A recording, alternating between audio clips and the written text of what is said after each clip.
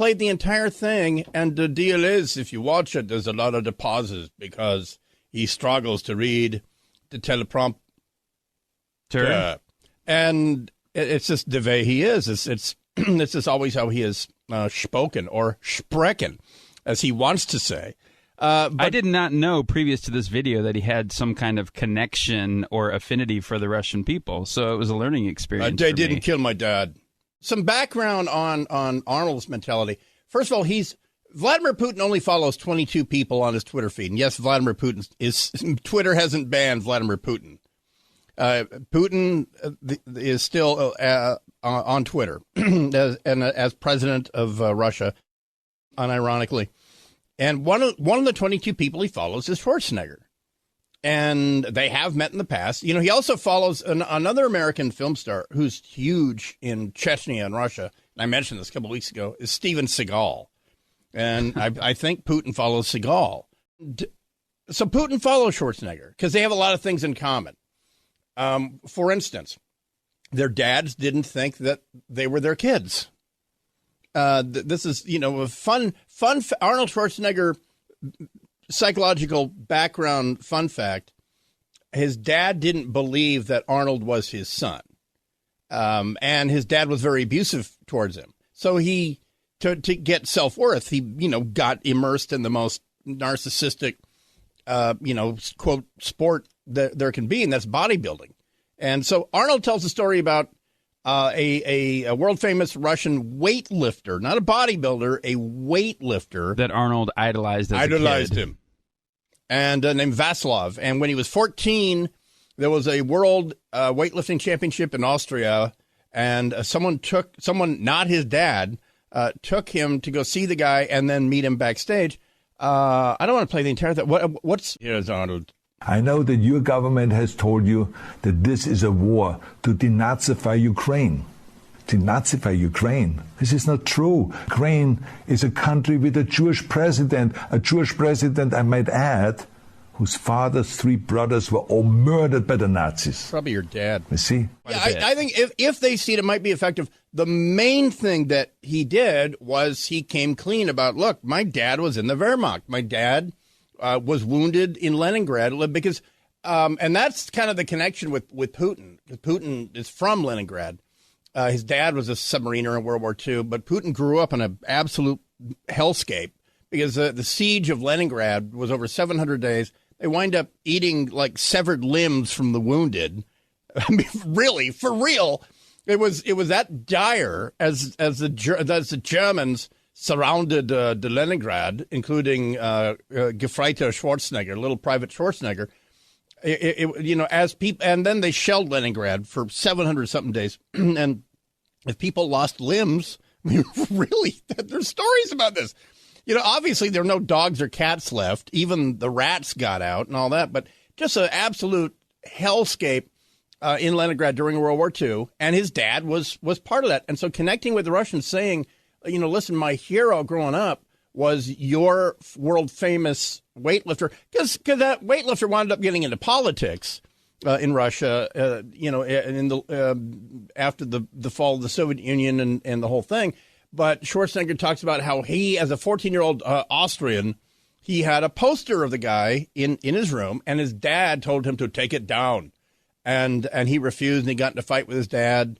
So that's I agree. I mean, Bono can write a poem and Nancy Pelosi can write it, but Schwarzenegger talking to the Russian people, about this, and he was really, when he was governor of California, they didn't care how ineffective he was. It was just, hey, look at this foreigner who came to America and rose to be the governor of the largest state there and the whole thing. So he has a weird affinity with the Russian people. Then, hello, he was Detective Danko in Red Heat, which I haven't seen. You've not seen Red Heat? I keep on touting myself as a cinephile, and I haven't seen all these movies that you reference. He was Detective Danko. So is he pro-Russian or anti-Russian in that movie? Oh, he's a commie. He's a red. But he has to come to Chicago to find the murderer. And so the running joke in the line is whenever he introduces it, because it's Jim Belushi is a Chicago cop. That is the the wacky buddy movie about the, grizzled Chicago homicide detective and the Soviet detective. And whenever he introduces himself, he goes, Danko. And guess what Jim Belushi says every time? You're welcome. So he makes fun of his name. But so I got to say, as a flashback to the 80s, it was the first movie filmed actually in Moscow on Red Square was Red Heat. And also, by the way, Red Heat, hugely popular in Russia. And why? Because the Soviet detective is the biggest guy. He's the most Russian guy of all time. And he's the hero. He's the co-hero in the movie. And he goes to America and he teaches Americans how to be a policeman and all that. They love that movie. Love it. And for most Americans, it's kind of an afterthought. For most so-called film buffs, they haven't even seen it. Who told you you can eat my cookies? No! Put that cookie down! Now! That's the penultimate scene in Red Heat. Be back in just a second. The president on a phone call with President Xi of China, and guess who they're talking? Vladimir's ears must be burning because they're talking about him. Dividing up the carcass of what is soon to be formerly Russia. We'll get to that and an update on what's going on in Ukraine. And more, it is AM 770 KTTH, a former world, there's like Mr. Universe and Mr. whatever, Schwarzenegger, movie star, failed governor, failed two-term governor. He did get reelected, to be fair, is being hailed around the world with his inspiring message to the Russian people and specifically Russian soldiers to kill their battalion commanders and defect to the Ukrainians. No, he didn't do that. But he invoked his Nazi father, who was a soldier in the German army. And here's a little bit of his 9.5 minute appeal to Russian soldiers currently finding themselves in Ukraine fighting Nazis or whatever. I know that your government has told you that this is a war to denazify Ukraine. Denazify Ukraine. This is not true. Ukraine is a country with a Jewish president, I might add, whose father's 3 brothers were all murdered by the Nazis. You see? Ukraine did not start this war. Neither did nationalists or Nazis. Those in power in the Kremlin started this war. And he goes on talking about the mental abuse, or rather the scars of war that his father wore for the rest of his life, and in many cases took it out on Arnold and the whole thing. So, and there are countless tragedies and horror. Well, so much sound. We'll get to Arnold Schwarzenegger with a 9-minute appeal to Russian soldiers. He left out, shoot your battalion commander and walk to Kiev and surrender your weapon. But whatever, that's what I would have done. He was sporting a new beard I hadn't seen before. New beard. Well, that's part of his COVID beard. Does that give you more gravitas? It does. You're rocking the beard a little bit. The gravitas. Plus having the donkey walking around in your house, that helps too. He's got one of those spiky beards, though. Have you noticed that? That's pretty nasty. Yours is very filled out. His is spikomania. Yeah, he if you weren't a resident of the state he ran into the ground for 8 years, then you didn't see his transition to that old man red hair thing. Oh, right. That deal? Yes, I do. Yeah, so he started doing that. But Paul McCartney does that a little bit. Yeah, and when he realized he could have zero effect on a purely Democratic state, he really gave it up. But he has a particular credibility. Both in Russia and when talking about, the effect of war on people like a Nazi, like his dad. More on that backstory here in just a second. Alex, right there. But again, I got a poem from Bono. Introduce them. I got this message this morning from Bono. And mic drop. Hi, we're the Red Army, and Arnold is talking to us, trying to get us to understand what's going on in the war. I don't know. I don't get why this is making such a big deal. I mean, I know what he was thinking. This is also a guy who thought that the world's most expensive high-speed rail project should be laid across the world's most active seismic fault. So that's a little background there from the former weightlifter. Shocking, isn't it? But back in a second, it's AM 770 KTTH. Brian Suits here. The Russians lost a two-seater earlier today, an Su-34, by the way. Sort of their F-15 Strike Eagle. It's a two-seater is why I mentioned. And that is because these are two-seaters.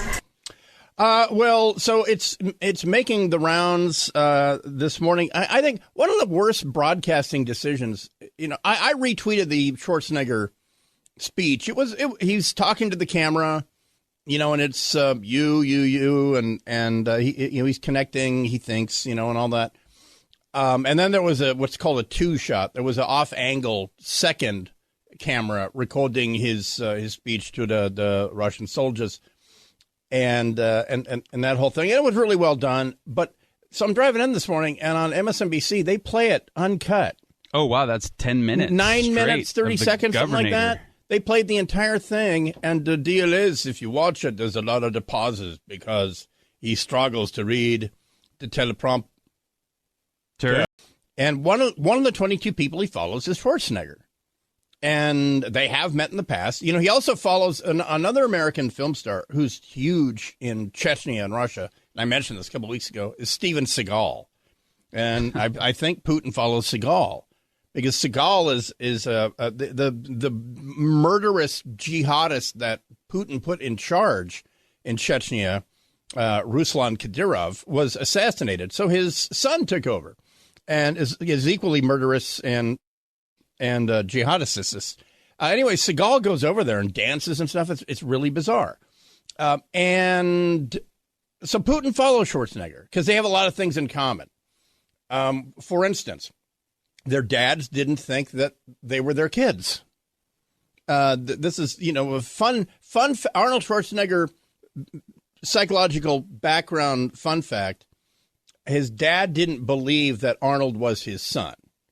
And his dad was very abusive towards him. A former there's like Mr. Universe and Mr. whatever, Schwarzenegger, movie star, failed governor, failed two-term governor. He did get reelected, to be fair, is being hailed around the world with his inspiring message to the Russian people and specifically Russian soldiers to kill their battalion commanders and defect to the Ukrainians. No, he didn't do that. But he invoked his Nazi father, who was a soldier in the German army.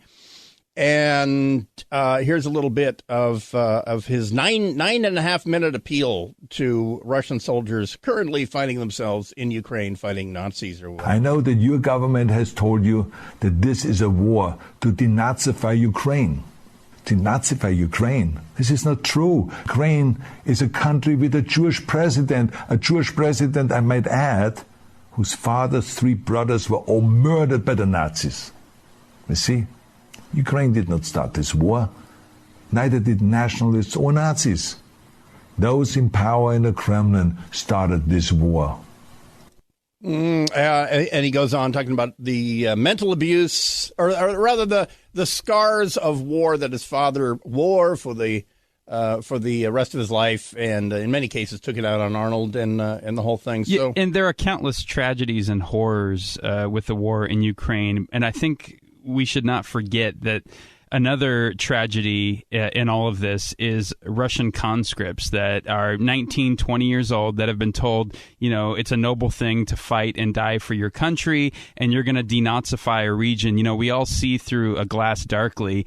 And that's another tragedy here, is these people going over and killing for their country and not knowing it's an evil cause that they're taking part in. And Schwarzenegger pointed that out in this video. Yeah, and he talked to their parents and the whole thing, and not once did he... For the NATO countries. Didn't bring that up, and I'll tell you why that's probably a good deal. The real question is, how will they access it? And this is sort of an interesting thing about open source intelligence right now. There's a very accurate count of how many Russian tanks have been destroyed, because if they're destroyed, they probably didn't win that day, and Ukrainians came up and filmed them, and so we know that there's different ones. Well, because so many of the Russian combat troops had their smartphones taken from them, and the enemy does get to shoot back. The Russians are winning here and there. They're actually killing Ukrainians. We're just not seeing it on on Telegram or anything like that because they can't upload that stuff. And also for other reasons, it's blocked. It doesn't make it up there. But so will they even get to see this is the question. Because for many of them, there's those videos where they're captured and a Ukrainian hands them a cell phone, says, call your mom. And they do, you know, and their parents, meanwhile, back in Moscow, are being not force fed. They're willingly tuning into channels that give them nothing but we were forced into this. You know, the Renewal by Anderson. We make windows. Is that me or you? That's the NATO people forced us into this war by injecting Ukrainian Nazis or injecting Ukraine with Nazism or something. But they're buying this. they're buying it, and why wouldn't they? They have been socialized and propagandized by Putin for years and years and years. And only if you actively know where to look can you find a different channel. And also, they're on the 5th generation of being spoon-fed what to think about their government. And so there's a lot of resistance to that message from Schwarzenegger getting, you know, to those young guys. But that connection between a soldier and his mommy is a big deal in the Russian army. More on that, sort of not in the American. You know, once you leave junior high, you don't care about, you know, who you asked to call. But you know this, you know, in any negotiation, if they call you, you know, you're in charge. And definitely the Chinese know that. And so they made a point of saying that and saying, well, the Americans have requested a phone call and President Xi went ahead and cleared out 15 minutes or whatever to talk to this Biden. And so they're on their video call. And then but the Chinese want to talk to us. Arnold Schwarzenegger has a couple unique bits of credibility with your average 18-year-old Russian male in the Red Army. And it's that he's obviously one of the most popular movie stars there of all time, same as here.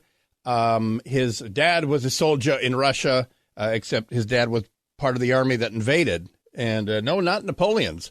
It was this Herr Hitler. And when he wisely chose to invade Russia in the summer of 1941, and Arnold's dad wound up getting wounded at this horrendous siege of Leningrad, where the Germans were besieging Leningrad. And then his final bit of credibility is he's one of only 22 people that Vladimir Putin follows on Twitter.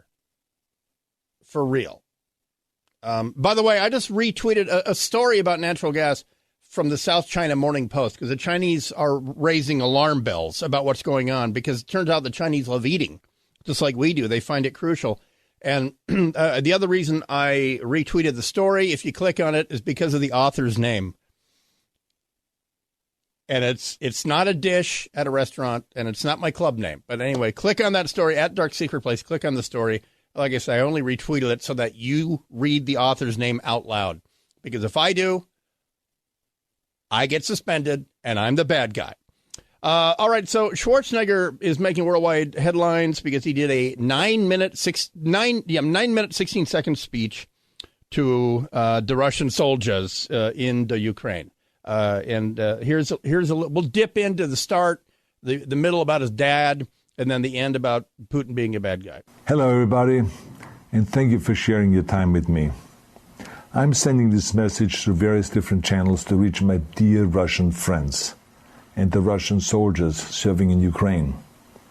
I'm speaking to you today because there are things that are going on in the world that are being kept from you. Do you think there's one 18-year-old that would sit through a 9-minute video? I mean, American or Russian? That's a good question. It was even hard for me to sit through a little bit, but it was a wonderful video. But yes, our attention spans are about 20 seconds. I think, in this generation. Mistake one, and I'm a guy that sits through, all of Lawrence of Arabia. This is the TikTok generation in T-72s, and they know him and the whole thing. But he is right about various channels that he's going to get it into Russia because Putin, the Russians in the 90s didn't do what the Chinese did. The Chinese said, we welcome your internet and all of its many knowledges. However, we need one valve that we can turn off, and we'll call it the Great Firewall of China. And the internet said, money, money, money, money, money, money. how high, how much, okay. The Russians never did that. So this will get in to Russia, probably getting bounced around right now, but will they get past the first minute? Terrible things that you should know about. So what he does is he sets up that, hey, you're all good guys, and when I was a kid, I had I admired a Russian weightlifter named, let me get to that. A very good friend of mine invited me to come to Vienna and to watch the World Weightlifting Championships. I was in the audience when Yuri Petrovich Vlasov won the World Championship title, becoming the first human being to lift 200 kilograms over his head. That's like 18 gallons. And so the deal is Vlasov is a national hero in Russia. Yeah, it was, the early 60s, but he became an elder statesman for Russian sport. And he was a Russian who was the best in the world. And to the Russians, that's huge. To the rest of the world, if you say, hey, how about that Walter Payton? There'll never be another one of him. They'll be like, right. He was a forward for Chelsea, right? No, around the world, they know Vlasov. So he's a world famous Russian. So it's like, okay, Tolstoy, Gagarin, Vlasov, Tretiak, they were the best at what they did and they're world famous. So when he drops that reference, it's absolutely huge. So he's connecting with these guys. The point of his story is that he met him and it was inspired by him. So he went home and he had a picture taken with him. And he put it on his wall, and his dad told him to take it down. When they put his photo above my bed to inspire me when I started lifting weights. My father told me, not doing it for weight. By the way, he was a bodybuilder, not a weightlifter. Vlasov was a weightlifter. But come on, distinction without difference. Come on, real. To take down that picture and to find a German or an Austrian hero. He got really angry, and we argued back and forth. He didn't like Russians because of his experience in the Second World War. Well, whose fault was that? Yeah, why don't you like a German or Austrian hero, little Arnold, like this failed painter from Vienna? But this is so smart by Schwarzenegger. It makes me feel like he's listened to a lot of preachers in his day because he's making it personal. He's telling a story from his own life. He's making it relational. And so he brings Russian people in with an emotional anecdote. My point here is to skip ahead. And not, yeah. So he fast forwards to when he filmed Red Heat in Moscow.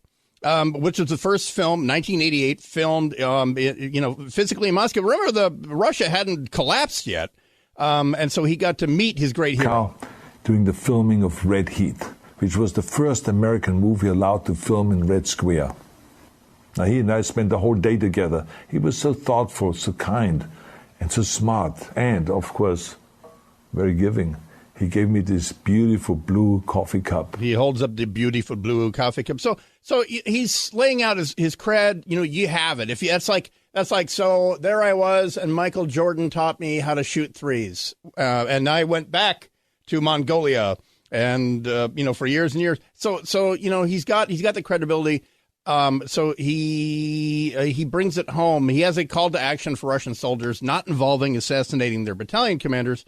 So we'll get that for you as we wrap this up, because one cable show played this thing uncut for the entire 9 minutes, and I just wondered what did they think they were doing.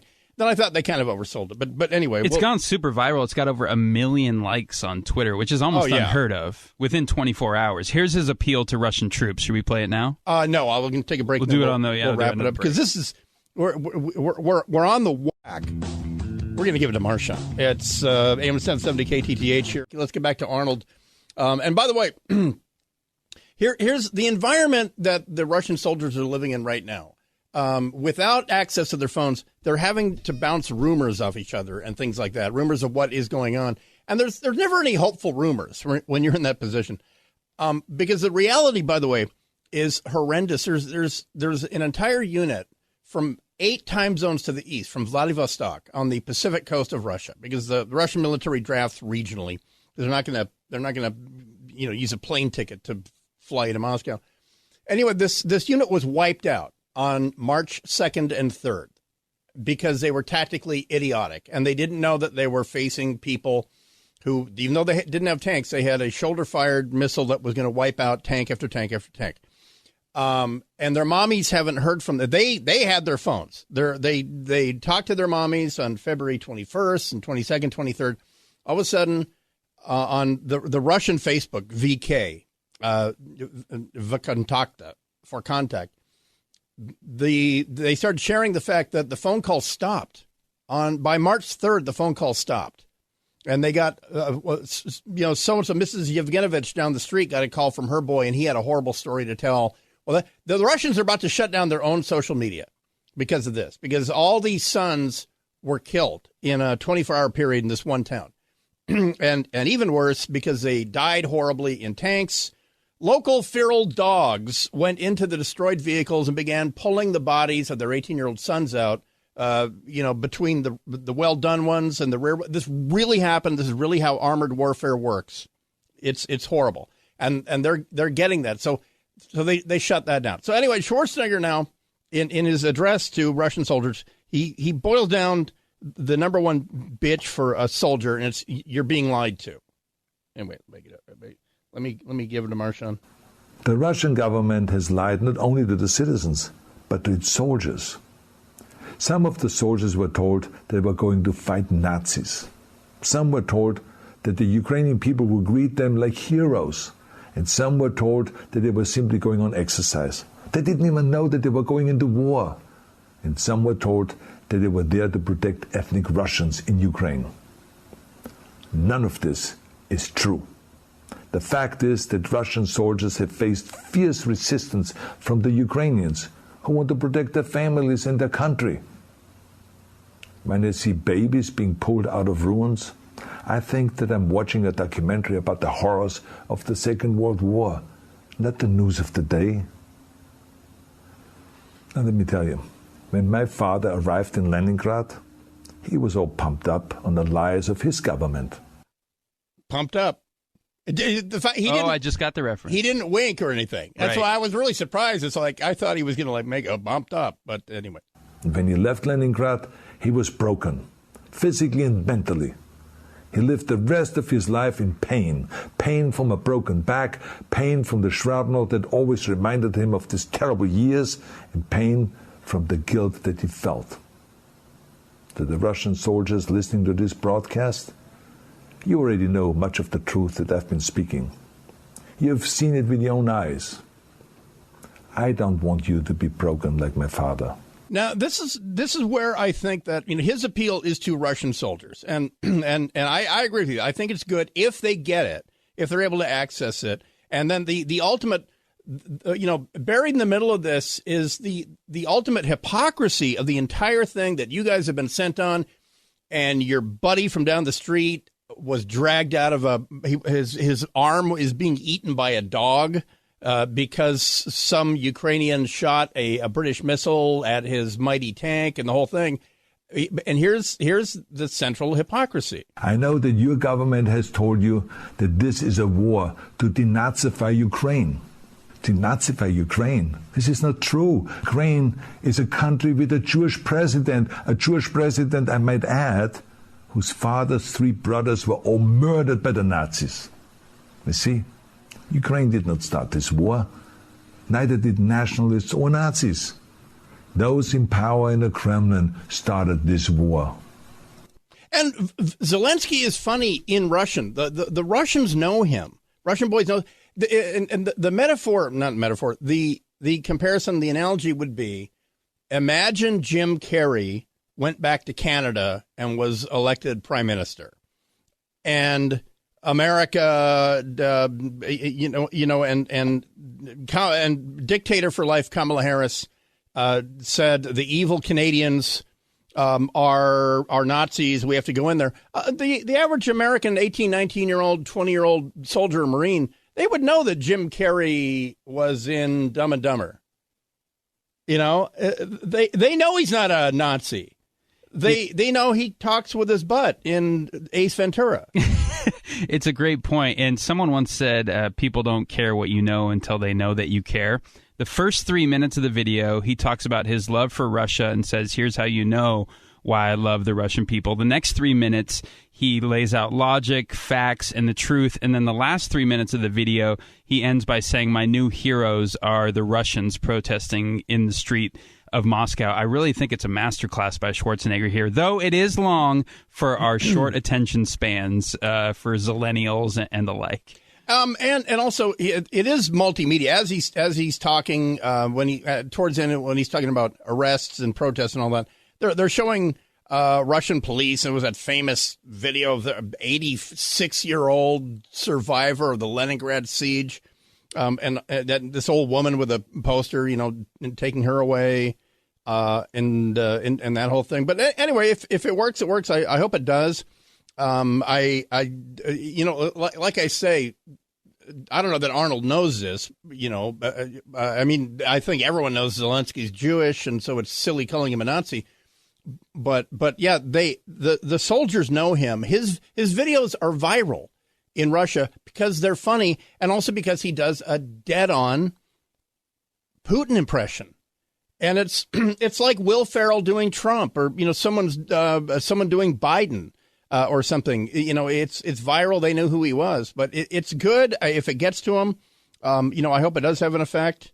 But at this point on day 23. Things are going so badly that he may have just, toppled it over. And a video like this might be difficult to penetrate the media blackout that's going on in Russia right now, where almost nothing from the Western world seems to be getting through. Yeah, and the only thing going for it is the fact that they kind of have bigger fish to fry.